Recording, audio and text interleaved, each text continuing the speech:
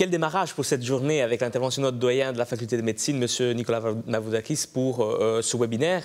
Nous allons entamer maintenant la deuxième partie de cette journée en expliquant quels sont les grands enjeux de l'intelligence artificielle pour le domaine de la médecine, mais également comment l'intelligence artificielle se présente en Belgique et en Europe.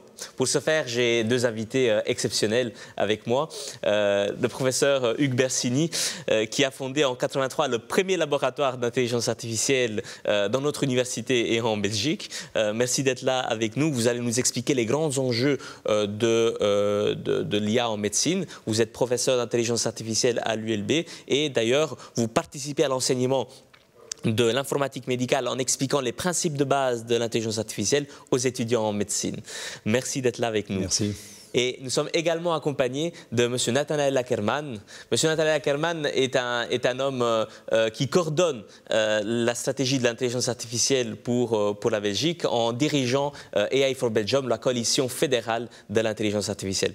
M. Ackermann, vous dirigez l'IA pour les services publics fédéraux BOSA et vous allez nous parler de l'intérêt de l'intelligence artificielle en Belgique et en Europe. Vous avez un parcours de polytechnicien et vous avez accompagné la stratégie d'intelligence artificielle de la France, mais également d'autres en Europe. Merci d'être là avec nous. Bonjour, merci Giovanni. Professeur Bersini, voilà, vous allez commencer à nous présenter les grands enjeux de l'intelligence artificielle aujourd'hui avec votre vision holistique de scientifique et d'expert en intelligence artificielle. Merci. Merci. Alors, déjà, je m'excuse parce que mes slides seront en anglais, mais ma présentation sera en français. En effet, vous avez parlé de la création de mon laboratoire en 1983. Je n'étais pas le créateur du laboratoire, mais pour vous montrer que l'intelligence artificielle et la médecine ont toujours fait très bon ménage, puisque les premiers systèmes d'intelligence artificielle sont directement attaqués à la médecine. Ça a été le premier champ disciplinaire que l'intelligence artificielle a essayé d'envahir. Eh bien, mon laboratoire a été créé par un médecin, le professeur Philippe Smets, que peut-être les plus anciens se rappellent. Et ce que je vais essayer de faire ici, c'est de vous expliquer qu'il y a c'est un moment fort pour l'intelligence artificielle, parce que quand on travaille dans un domaine depuis 40 ans et qu'on se rend compte de l'engouement que ce domaine provoque aujourd'hui, alors que c'est un vieux domaine, puisqu'il faut se rappeler que la première conférence d'intelligence artificielle date des années 50. Donc c'est un des plus vieux domaines de l'informatique, l'intelligence artificielle. Donc il n'y a pas grand-chose de neuf sous le soleil, sauf un engouement extraordinaire. Et j'essaie d'expliquer cet engouement en différenciant deux intelligences artificielles que parfois elles sont confondues, que j'appelle l'intelligence artificielle consciente et inconsciente.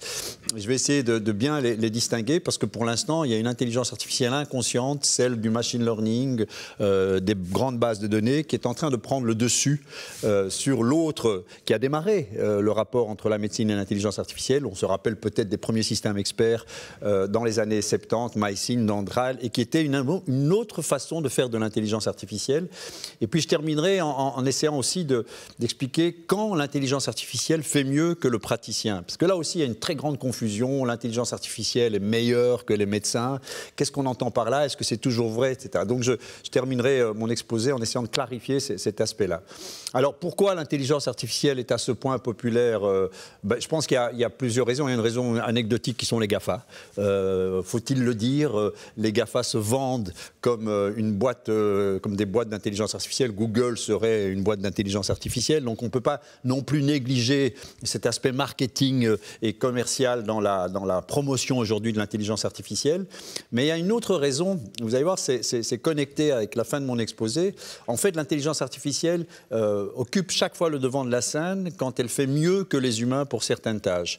Et il y a une tâche qui avait toujours résisté à l'intelligence artificielle, puisqu'il faut, dès les années 50, on s'est attaqué au raisonnement, la logique, le jeu d'échecs, et pour ça, très très vite, l'intelligence artificielle a montré sa supériorité par rapport aux humains. Mais il y avait des tâches beaucoup plus simples qui résistaient à l'intelligence artificielle, comme par exemple la perception visuelle. On n'arrivait pas à faire un système capable de distinguer un chien d'un chat sur une photo. Il a fallu attendre les années 2010 pour qu'on améliore des vieux systèmes, hein, les réseaux de neurones, ça a été inventé, même pas dans les années 50, ça a été inventé dans les années 40, les réseaux de neurones. Il a fallu attendre donc 80 ans pour que les réseaux de neurones commencent à montrer leur supériorité sur la perception. Et par exemple, il y a une tâche qui est très très sympa, qui est celle de distinguer un chien d'un chat sur une photo. Et jusque, je dirais, 2010, les humains faisaient mieux, quand on leur présentait des photos. Et depuis quelques années, les systèmes d'intelligence artificielle font mieux que les humains pour distinguer un chien d'un chat sur une photo.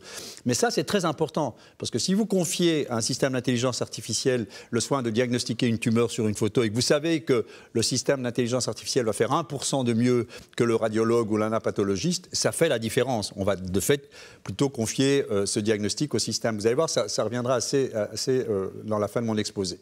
Alors pourquoi intelligence artificielle? En fait, on peut se connecter à un écrit qui n'est pas un écrit d'intelligence artificielle, qui est l'écrit d'un professeur de psychologie qui s'appelle Danny Kahneman, et dont lui aussi prix Nobel, on a beaucoup parlé de prix Nobel pendant le premier exposé, là c'est un prix Nobel d'économie, et qui dans la cognition humaine différencie deux systèmes, qu'il appelle le système 1 et le système 2. Le système 1, c'est les processus automatiques, inconscients, ceux que vous mettez en œuvre quand vous reconnaissez une photo, justement, quand vous roulez en vélo, quand vous jouez de la musique, vous ne pensez pas à ce que vous faites.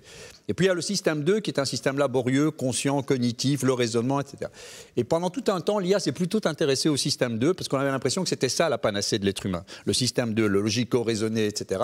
Et depuis quelques années, c'est le système 1 qui prend le dessus. Et alors, pour vous montrer, par exemple, une différence entre le système 1 et le système 2, je prends toujours ce petit jeu, qui est le jeu dit du morpion, du tic-tac-toe en anglais, que vous voyez illustré dans le slide.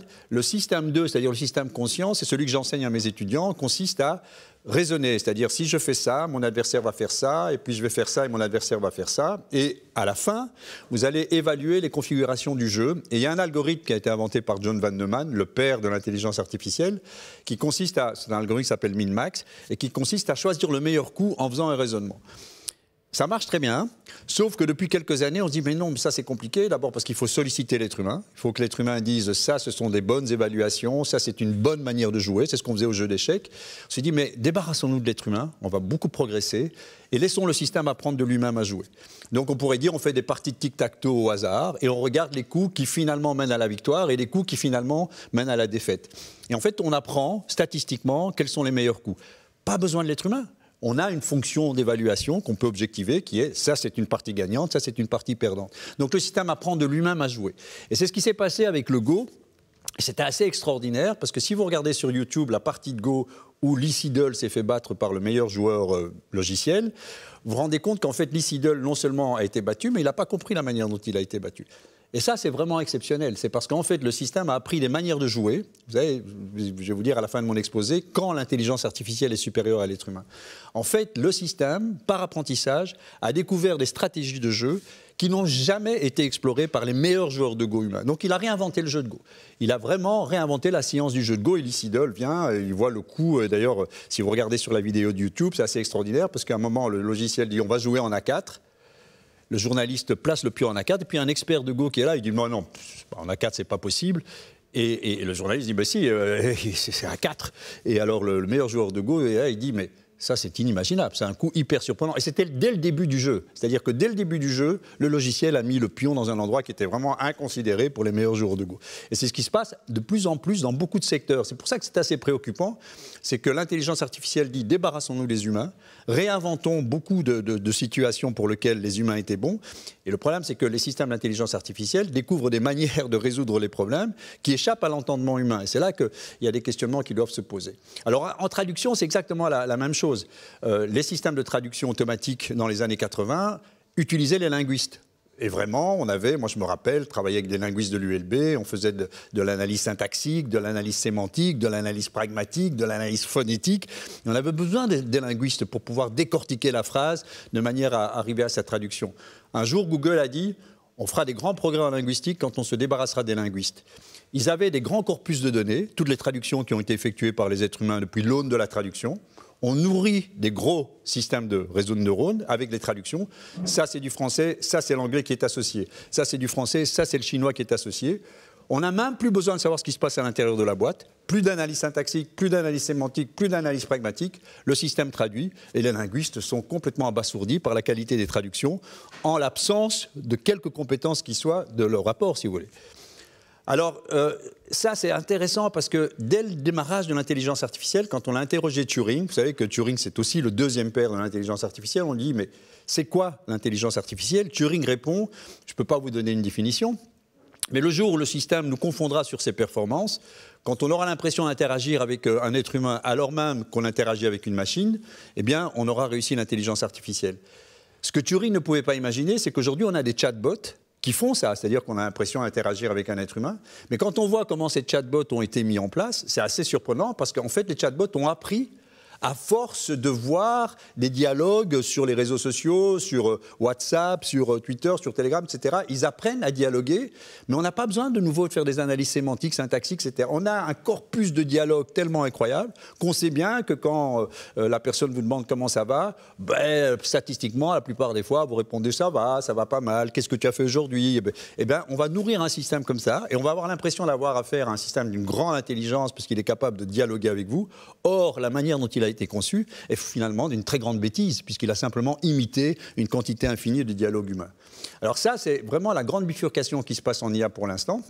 C'est IA inconsciente qui apprend sur base de corpus de données extraordinaires, qui, c'est vrai, sont mis à disposition aujourd'hui.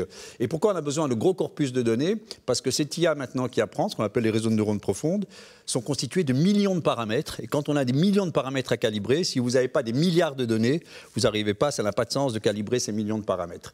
Et c'est ce qui explique ce que vous voyez sur le slide, ces performances aujourd'hui pour reconnaître un chien d'un chat. On présente, vous savez, des photos de chiens et chats. Vous imaginez que sur les réseaux sociaux, il y en a beaucoup. On a nourri ces systèmes avec des millions de photos de chiens et chats. Ce qui fait qu'aujourd'hui, quand vous lui présentez une photo de chien et chat, les hommes se plantent dans, je ne sais pas moi, par exemple, 90% des cas. Enfin, 10% des cas. Dans 90%, ils font la bonne reconnaissance. Dans 10% des cas, ils se plantent. Le système, il réussit dans 100% des cas.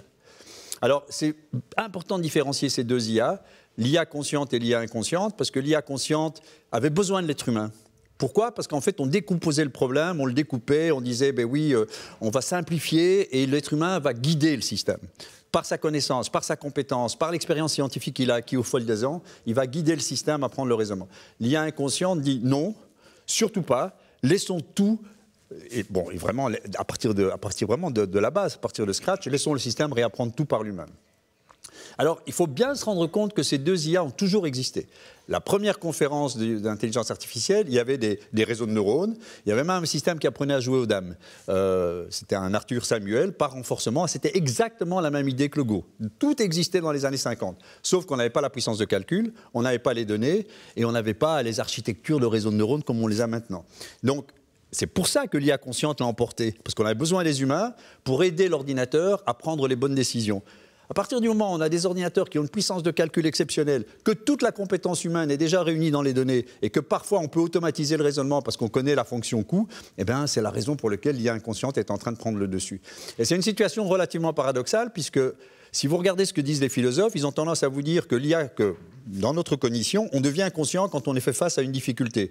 En général, on procède de manière très automatique, très inconsciente, et puis crac, il y a quelque chose d'imprévu qui se passe. Par exemple, mon slide ne tourne pas, ou je colle à mon siège, et je vais commencer à me dire « Ah, ben non, là, il faut que je raisonne, il faut que je comprenne, il faut que je trouve une solution. » Aujourd'hui, c'est tout à fait la situation inverse qui se passe en IA. Quand le problème devient difficile, soyons plus conscients, soyons inconscients, raisonnons de manière automatisme. Donc, on a un truc très, très, très paradoxal.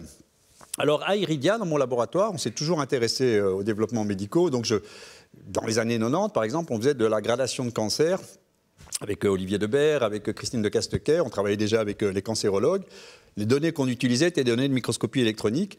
Et en fait, on commençait à se rendre compte que l'IA pouvait apporter des notions, des connaissances, puisqu'en fait, on repensait la gradation des cancers à partir de simplement la classification des tumeurs que l'on avait à partir de microscopie électronique.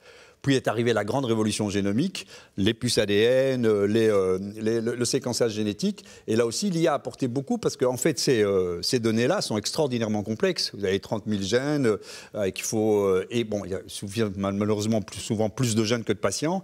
Mais enfin, quand vous avez des bases de données assez intéressantes, vous pouvez réinventer aussi des nouvelles classifications de cancers, puisque de fait, c'est ce que vous voyez sur le slide, il y a un moyen de faire ce qu'on appelle de la classification non supervisée, et ça a été très très utile. Je me rappelle de l'interaction avec le professeur Sotiriou, qui a repensé la gradation et la classification des cancers du sein à partir des résultats de l'IA. C'est un peu la grande philosophie de de la médecine personnalisée. Je me rappelle d'interactions avec le professeur Kahn, plus ancien s'en rappelle, sur la mort subite du nourrisson, où on a montré que, de fait, il y avait une idée sur la mort subite du nourrisson qui était que les enfants atteints d'apnée respiratoire étaient sans doute les plus susceptibles, mais les systèmes d'IA ont montré que ce n'était pas le cas, et qu'en fait, c'était une mauvaise idée, et que, bon, il n'y avait pas de corrélation entre l'apparition de la mort subite et les apnées respiratoires. Le dernier travail que l'on fait à Iridia, qui, à mon avis, est très, très intéressant parce qu'en fait, on montre ce que l'IA peut faire qu'un médecin n'est jamais parvenu à faire. C'est par exemple la problématique de l'anticipation des fibrillations auriculaires en cardiologie. En fait, il est clair qu'un médecin peut détecter une fibrillation auriculaire, un cardiologue le voit dans un signal électrocardiogramme. Ce qui est impossible pour un cardiologue, c'est d'anticiper cette crise, c'est de pouvoir la prévoir 1 ou 2 minutes avant. Et ces anticipations de crise sont très importantes parce qu'on peut imaginer un pacemaker demain plus intelligent qui stimulera le cœur de manière à éviter ces apparitions d'arythmie cardiaque. Et vous voyez que ça, sur le slide, la partie rouge, c'est la crise de fibrillation auriculaire.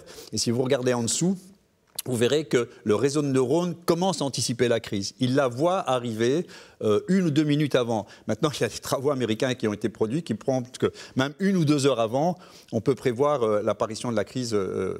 Alors, le dernier slide, et je terminerai là-dessus, c'est essayer d'un tout petit peu désambiguiser cette histoire de l'humain qui fait mieux que l'IA, ou l'IA qui fait mieux que l'humain.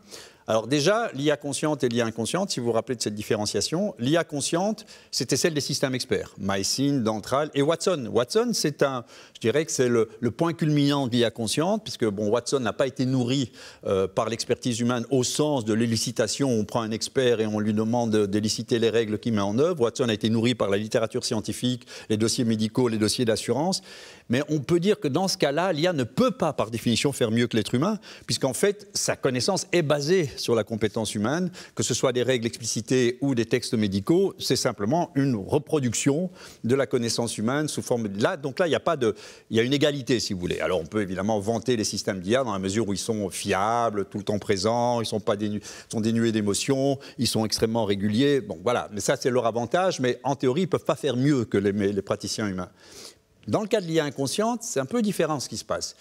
Vous avez vu qu'il y a des stratégies de machine learning qui font des choses que les humains n'ont jamais fait, où les humains sont à 0%. C'est-à-dire que la prédiction des fibrillations auriculaires, la prédiction des crises épileptiques, c'est quelque chose qui échappe complètement à l'entendement humain. Et là, on a des performances de l'IA. C'est comme le cas d'Hugo. On a réinventé certaines parties de la médecine. Donc là, clairement, l'IA est supérieure à l'être humain. Et puis, il y a des situations, et ce sont les dernières que j'évoquerai, où on a des systèmes experts. Par exemple, vous avez parlé ce matin du diagnostic des cancers, du diagnostic des tumeurs, où on sait que les humains font 80%. Et les IA, est-ce qu'ils peuvent faire mieux que 80%? Alors là, c'est intéressant parce qu'il y a 2 cas de figure. Il y a des cas où, en effet, l'IA va essayer de rapprocher le 80%. Et pourquoi vous avez 80%? Parce que les meilleurs experts ne s'entendent pas entre eux. Voilà, si on prend tous les experts, on les met au milieu d'une pièce, en fait, 80% des fois, c'est ce qui va... Et l'IA peut reproduire ça. C'est-à-dire l'IA peut imiter les meilleurs experts avec tous les avantages que ça a, du genre fiabilité, ubiquité, robustesse, etc. Et puis, il y a des cas où, même si l'humain fait 80%, l'IA peut faire mieux. Et ça, c'est typiquement l'histoire des chiens et chats. Les humains sont bons pour les chiens et chats. Les humains sont capables de reconnaître les chiens et chats dans 80% des cas. Mais il y a ce que les statisticiens appellent le ground truth. Il y a une vérité objective. Dans le cas des photos, on sait qu'il s'agit de chiens ou de chats, où l'IA fait mieux que l'humain, parce qu'en fait, elle révèle une vérité objective qui est que, il y a des éléments discriminants dans les chiens et les chats que les humains n'arrivent pas cognitivement à distinguer et qu'un système peut faire. Et c'est ce qu'on voit aussi en diagnostic de cancer. Moi, je me rappelle très bien de discussion que j'avais avec une amie anatopathologiste, à Isabelle Salmon, que vous connaissez sans doute. Elle me disait, il y a 20 ans, tu verras, une IA ne fera jamais mieux qu'un cancérologue pour diagnostiquer la gravité d'une tumeur. Et aujourd'hui, force de constater qu'en fait, l'IA fait mieux, parce qu'ils ont des statistiques, l'IA fait mieux parce que de fait, l'IA voit des choses dans les radios et ils ont une vérité objective parce qu'ils peuvent évaluer la gravité de la tumeur, parce que simplement, on sait bien que le patient a vécu autant d'années, donc on a une vérité objective, et l'IA révèle cette vérité objective beaucoup mieux que les médecins. Voilà, maintenant, quant à ce que l'IA remplace le docteur, jamais, parce que je pense que l'IA, c'est simplement un bon système de traitement d'information, n'a aucun soft skills, n'a aucune empathie, les processus sensorimoteur de l'IA sont extraordinairement rudimentaire. Les robots sont pathétiques, encore aujourd'hui en IA. Donc c'est un extraordinaire système de traitement d'information. Mais bien sûr, il y a une complémentarité évidente entre le médecin et l'IA, puisque tous ces éléments qualitatifs de l'humain, soft skills, empathie, etc., qui sont complètement dénués d'IA. Et je pense qu'un dentiste IA, ça sera possible uniquement en 2150. Voilà, je préfère m'arrêter là. Je vous remercie pour cette présentation et en même temps j'invite le public à la maison à nous envoyer leurs questions pour le professeur Bersini. Je vais commencer moi-même avec la première. Professeur, il y a une tendance. Donc, quand on développe une intelligence artificielle, on suit différentes étapes. On commence par récolter une base de données et selon le type d'algorithme, on va entraîner l'algorithme, puis on doit le tester sur une base de données qui est différente a priori que la base de données où on a entraîné l'algorithme. Et suite à ce test, les ingénieurs ont cette façon particulière de réfléchir où on se dit pour que je puisse publier mon papier, comme quoi mon algorithme il marche et qu'il est bon, je dois le comparer au gold standard. Ou plusieurs gold standards qui existent. En médecine, le gold standard, c'est le médecin lui-même, la plupart du temps. Et on remarque effectivement une crise de réplication en intelligence artificielle où 90 voire 95% des résultats publiés dans la littérature ont du mal à performer au même niveau que dans la littérature, mais dans un autre échantillon. Et ma question pour vous est la suivante.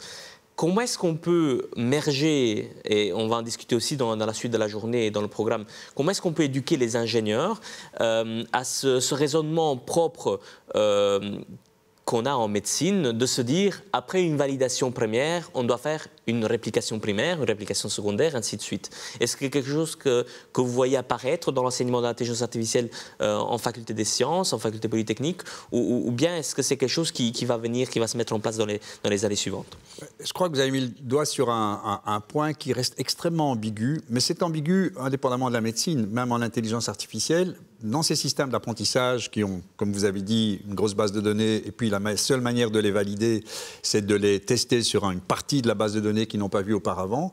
Donc en fait, le grand espoir, la grande illusion, c'est que ces systèmes vont révéler une vérité objective qui existe quelque part dans la nature et qu'on estime par justement ce processus de validation. La validation va permettre de montrer que, typiquement, par exemple, si vous faites de la conduite automobile, vous constituez des grosses bases de données et puis, en fait, vous espérez que vous avez appris la conduite universelle, c'est-à-dire que les voitures, même si elles vont rencontrer des situations qu'elles n'ont pas rencontrées dans leur base de données, puisque évidemment demain n'est pas hier, donc elles ont appris sur la conduite d'hier et on espère qu'elles ont universalisé la conduite, qu'elles ont appris la conduite. Et on peut considérer que la conduite, il y a une vérité objective. Donc en médecine, je crois que ce qui est c'est pour ça que mon dernier slide essayait de clarifier cela, qu'est-ce qu'on appelle la ground truth, ce que les statisticiens appellent la ground truth ou la vérité objective. Vous dites que c'est toujours l'humain, le docteur humain, le patient, enfin le praticien humain, qui possède la ground truth. Alors, quand le praticien humain, dans le cas des statistiques, a lui-même déjà commencé à classifier ses tumeurs, etc., donc clairement, l'IA va essayer de reproduire les classifications qui ont été faites par les humains. Mais là où ça devient intéressant, je pense, et ça, le diagnostic est difficile à faire, qu'est-ce qui est grand truth et pas, là où ça devient très intéressant, c'est comme dans le cas de la fibrillation, ou comme dans le cas de l'apprentissage non supervisé, qui repense tout. Parce que, par exemple, ça c'est l'expérience que j'ai eue avec certains médecins, la classification des cancers a été complètement revue par l'utilisation des données génomiques, mais c'est quelque chose qui échappe à l'entendement humain, parce que aussi bon que vous soyez, c'est très, très difficile de corréler des données génomiques avec des évolutions de cancer. Parce que les processus causaux qui mènent des mutations génétiques au cancer, il y a bien sûr des médecins et des biologistes qui étudient, mais c'est d'une complexité telle qu'on est obligé de recourir à des mécanismes de corrélation. Et là, les humains ne savent pas faire. C'est impossible pour un cerveau humain de pouvoir associer 30 000 gènes à une évolution de cancer. Et c'est là que l'IA apporte des choses et révèle des vérités qui avaient pour l'instant échappé au corpus médical. Et c'est sans doute ce qu'il y a de plus intéressant quand la médecine est repensée, réinventée par l'intelligence artificielle. C'est évidemment un peu, je dirais, perturbant pour les praticiens, mais je pense qu'il faut éduquer les étudiants aujourd'hui à pratiquer cet outil de cette manière. Merci pour cette réponse. Je vois qu'il y a des questions qui nous sont amenées par notre directrice Sandrine Paquet. Merci. Donc, c'est une question très intéressante. L'IA est généralement incorporée au NBIC. Qu'en pensez-vous? Pourquoi? Au NBIC, donc nanotechnologie, biotechnologie. Oh, il y a un peu, il y a une espèce de grosse confusion pour l'instant dans le numérique entre tout le monde mélange un peu tout entre l'informatique quantique, la blockchain, l'IA, une espèce de grosse bouillabaisse. Donc c'est vrai qu'on vit une époque où le numérique s'insinue partout et donc révolutionne un peu tout. Donc on est complètement envahi par les algorithmes. Et donc il faut... Qu'est-ce que l'IA? En fait, ce qui est assez intéressant, c'est qu'historiquement, l'IA, c'était l'informatique, puisqu'en fait, l'IA est née dans les années 50 et il n'y avait pas d'informatique avant. Donc, en fait, l'IA était l'informatique. Et puis, petit à petit, je pense que l'IA s'est particularisée. L'informatique a pris des embranchements différents, puisque, par exemple, il y avait une licence informatique à l'ULB où on ne faisait pas d'IA, on détestait l'IA. Donc historiquement, je pourrais vous raconter des choses assez étonnantes sur l'histoire de l'IA à l'ULB. Mais donc qu'est-ce qui est l'IA? Quand commence l'IA? Quand finit l'IA? C'est très, très, très, très compliqué. Aujourd'hui, tout le monde parle de deep learning et on a oublié qu'en médecine, dans les années 80, on faisait des systèmes experts et qui étaient déjà, à mon avis, des avancées intéressantes. Donc quand commence l'IA et quand termine l'IA, c'est une question, à mon avis, qui n'a cesse d'évoluer. Merci pour cette réponse. Alors, il y a une question concernant l'IA inconsciente dans l'analyse des données. Est-ce qu'il y a eu des gros dérapages? Et s'il y en a, comment est-ce qu'il faut les surmonter? Oh, il y en a plein. Hein. Pour l'instant, vous savez que c'est un des gros sujets de l'IA, c'est la problématique de ces systèmes auto-apprenants qui, en fait, ne font pas mieux que ce qu'il y a dans les données. Le problème, c'est qu'ils ont tendance à... C'est un des grands soucis de ce genre de système. On leur donne une base de données, ils apprennent à partir de ces données, mais ils n'ont connu que ces données et ils vont interpoler à partir des données. Et donc, si les données n'ont pas été récoltées de manière très prudente, eh bien, c'est clair, hein, on parle beaucoup de biais dans les systèmes auto-apprenants. On doit essayer, par exemple, il y a... alors, c'est très étonnant parce que c'est un des courants de recherche les plus intéressants. Comment faire pour qu'un système d'IA soit inclusif, soit égalitaire, soit transparent, etc. Ce sont des grandes questions aujourd'hui parce que ces systèmes prennent des décisions quand même... Bon, alors, les décisions médicales... Déjà, bon, je sais pas moi, si un algorithme vous dit qu'il y a 80% de chances que cette opération ne marche pas avec ce patient, vous n'allez pas pratiquer l'opération, mais vous aimeriez bien comprendre pourquoi est-ce que l'algorithme a décidé que dans 80% des cas, alors l'algorithme aura décidé comme ça parce que dans les 100 000 patients, il y en a 80 000 pour lesquels ça ne s'est pas bien passé, etc. Mais oui, mais est-ce qu'on est sûr que c'était la bonne cohorte de patients? Alors, vous dites en médecine c'est comme ça, mais en justice aujourd'hui, il y a des algorithmes qui vous disent dans 80% des cas, ce prévenu est coupable. Et un juriste va vous dire, mais non, même s'il n'y a que 20% des cas dans lesquels il ne l'est pas, le prévenu doit bénéficier du doute et même s'il y avait... Oui, mais non, parce que quand même, pour la société, il est quand même coupable à 80%. Oui, mais qu'est-ce qui fait qu'il est coupable à 80%? Alors, on commence à regarder les données. Et puis, on se rend compte que dans les données, il y a des attributs qui sont plus parlants que d'autres. C'est les attributs très discriminants. Comme par exemple, aux États-Unis, c'est caractéristique. Si l'individu est noir, alors on va voir que les statistiques montent. Oui, mais parce que dans la base de données, il n'y a que des noirs, etc. Donc, c'est extraordinairement compliqué, ce type de problème. Aujourd'hui, des chercheurs, mais des nobelisables, hein, travaillent sur la problématique de l'égalité, de ce qu'on appelle la fairness dans les algorithmes. Parce que de fait, il y a des dérapages évidents. Il y a des bouquins à foison qui ont été écrits sur les dérapages de l'IA. Super. Un grand merci pour ces éclaircissements.